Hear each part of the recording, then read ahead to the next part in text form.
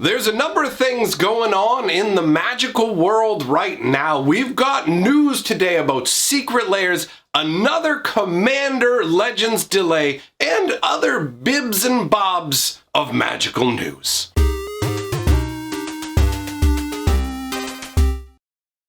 Greetings, owners of fine luxury cardboard rectangles. I hope you are feeling better than me today, because I'm feeling kind of run down. Somebody asked in my live stream last night, why do you always look so awake in your videos and so tired in your live streams? Well, maybe today I look tired here as well. I don't know. Either way, let's dive into the news. Let's start with what's probably going to be the most compelling for people, I'm guessing, which is the Commander Legends delay. Now, this is only specifically affecting Australia, okay? So this isn't a worldwide kind of thing, and in fact, you may already see some stores already have their Commander Legends stuff ready to go for pre-release weekend, right? So hopefully you're not too worried about that. Now, if you're in Australia, that's bad news for you guys, and I already feel bad for Australians because apparently Australians are having to deal with another price increase on Magic the Gathering, and their prices are already really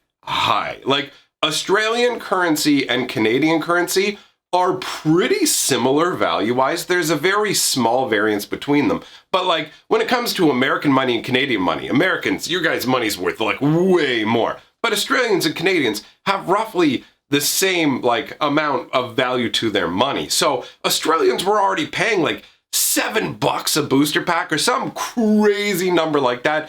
And it's going up, and now they got to deal with the Commander Legends delay. Now, the delay is just going to be for draft booster boxes, so that doesn't affect collector's booster boxes or other things like the Commander deck. So it's a partial delay, but considering that, I mean, collector's boosters are your only option for boosters, and they're pricey, it is pretty disappointing, I gotta say. So, my heart goes out to Australian Magic players. Now, that is the worst news out of everything we have to cover here. Other than that, it's just a bunch of random things. The secret layer, I actually talked about this last night in the live stream, but I realized that there was enough interest from people popping into the live stream that I should cover it in the video as well. We have confirmation, essentially, of the Bob Ross secret layer, which lends credibility to the other secret layers that were listed at the same time as the Bob Ross secret layer. You remember there was a Squirrel secret layer, there was one based around mana rocks, there's a number of different ones, and as we get information confirming those, I'll bring that out as well. But what happened was, it was most likely accidental. The Bob Ross lands got leaked through Magic Arena. So somehow the lands made their way onto Arena, obviously programmed in anticipation for when the Bob Ross stuff dropped. So I'm guessing we're probably going to get an announcement about that secret layer officially very, very soon.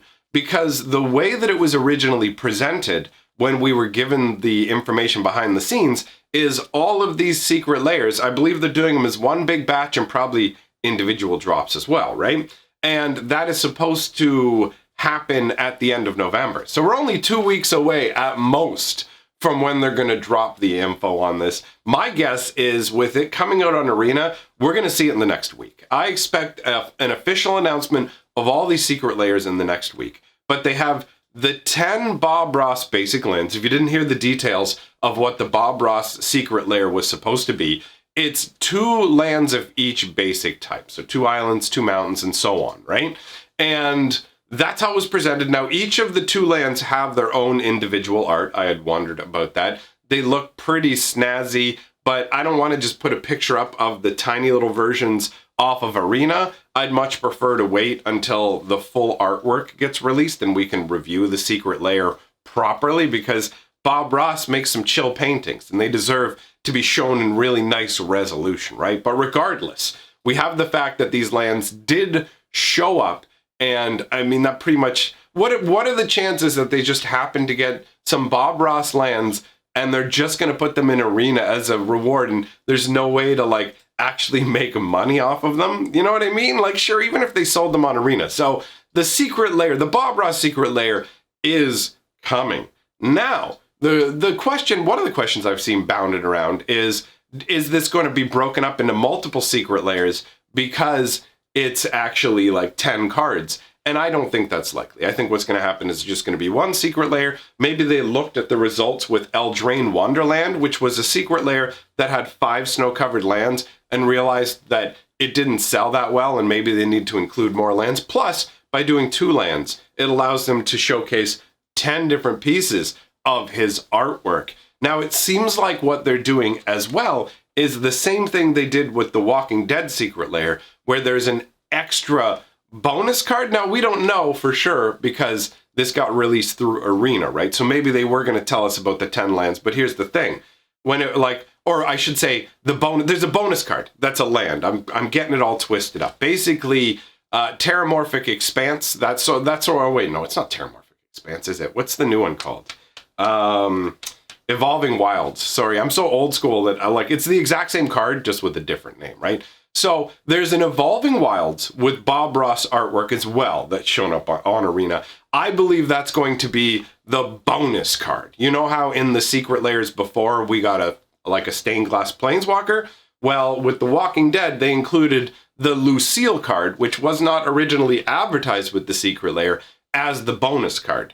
And since when the secret layer was leaked, we were only told about 10 Bob Ross lands, and the extra land wasn't mentioned. It seems to me like that's going to be the bonus card. So I think what they're going to do is an 11 card secret layer, which will be the biggest secret layer, which does lead to the question, what will the price of that secret layer end up being? But either way, we have essentially what confirms the secret layer for me. It's more than enough for me to feel comfortable saying we're definitely getting the Bob Ross secret layer.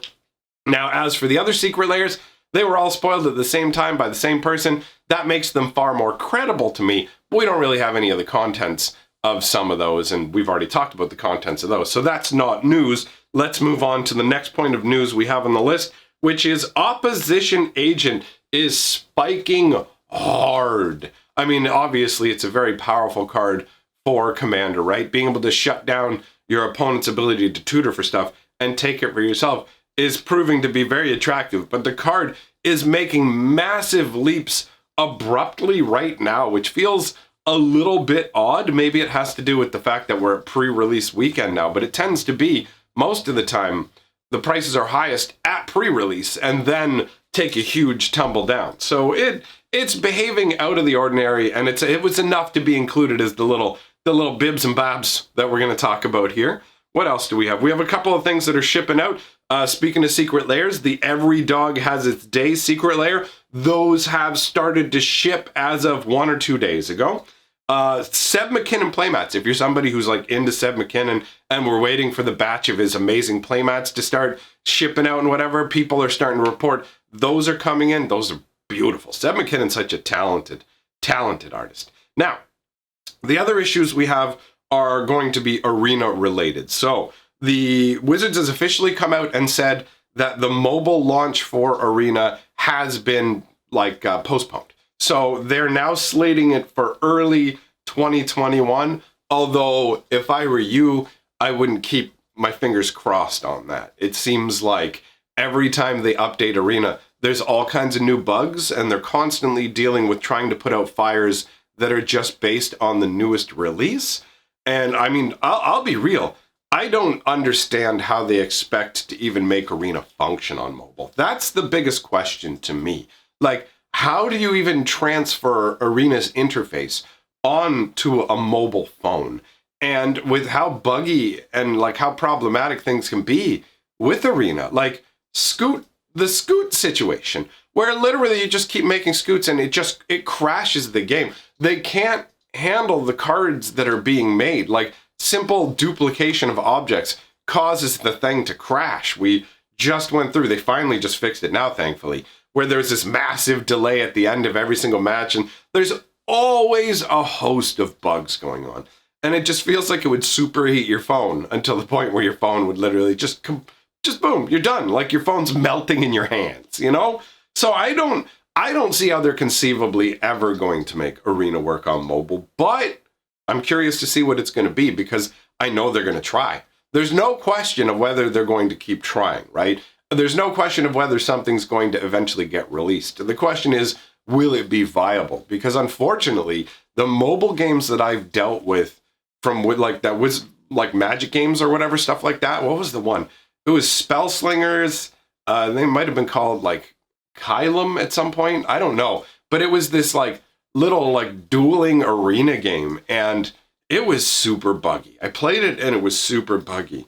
And then I came back and they had completely changed the game. Like they had changed everything about it. And it was even buggier. It was this crazy mess where I was just like, good God. It literally just froze up my phone. I could only get it to play once, and every other time I tried to load the game, it was like, forget it, pal. Forget it.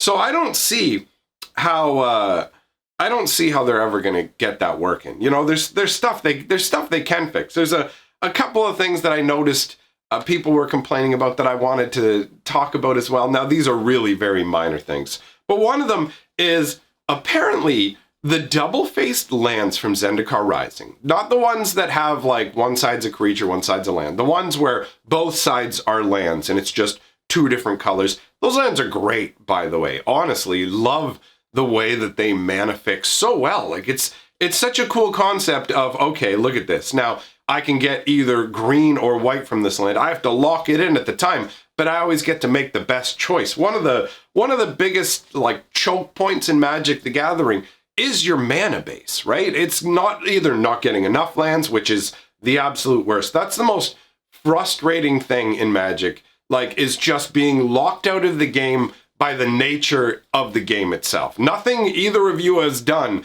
has caused this to make you just like be shut out of the game, but that's the way it is, right? So aside from that sort of getting hosed, then not being able to get the right color, sitting there with a bunch of cards of one color and lands of the other color is the next most frustrating experience, where you're like, I have things I can do. I have like a bunch of mana. If I could just get one of the right color. Like, sure, if you're playing a 4-color deck or something like that, you know, getting hosed for a color makes sense. But in a 2-color, it feels so bad. So I do like the double-faced lands for that. Although I will admit that they do also make it way easier to play like 4-color decks and things like that. And when you make that too easy, things like Omnath get a little out of hand. But I feel like at this point, I'm straying too far from the point I'm trying to make about these double-faced lands and Arena specifically. So when you're playing Arena, you can have one of these double-faced lands in your hand. And when you hover over it with your mouse, it will show you both sides, which is something I really like. Arena has some really nice like features in terms of you can hover over something, it will show you the token that the card makes. If it's a double-faced card, it'll show you both sides. If it's something like one of those storybook cards from Eldraine with the 2 different spell halves, it will give you both of those options, right? That's great. But it's confusing people, and the interface is bizarre because what'll happen is you'll hover your mouse over one of the double-faced lands, and it'll show red side here, white side here, right? And then you'll go to play the land. You'll draw it out onto the board or double-click it to play it. And now instead, the white side's over here, and the red side's over here. So if your brain is in autopilot mode, you'll see like white, red in one particular configuration, and then it's reversed up at the top. So if you're just like, okay, white, red, okay, click on the left side, and you click on the left side, and all of a sudden you put it into play, and you're like, that's the opposite side of the color. Yes, you can take a second to go, okay, wait a minute, and like, let me make sure I'm playing the right side. But that's just like a graphical sort of display choice, a user interface choice that is not conducive to fast flow play. We have to sit there and take a moment. Remember, when you're dealing with double-faced lands, to pay, like, people are getting upset about it. Other people are telling them it doesn't matter. And I have to say, honestly, that kind of consistency matters. Like, I think it's important to flip that back around. And there's actually another graphical error going on with Arena. This one's a little more amusing to me, and specifically only currently affects Historic and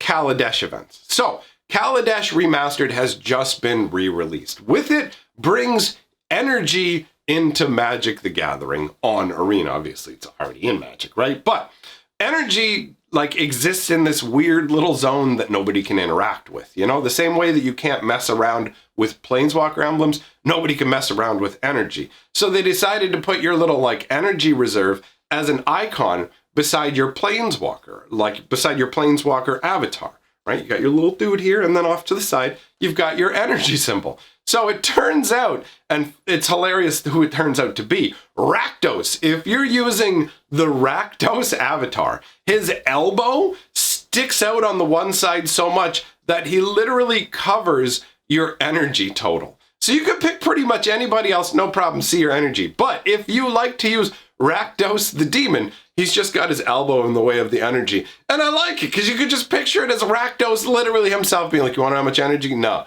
bro, what are you going to do? You're gonna move my elbow? I'm a giant demon. You can't do jack. Beat it. Like, that's fun to me.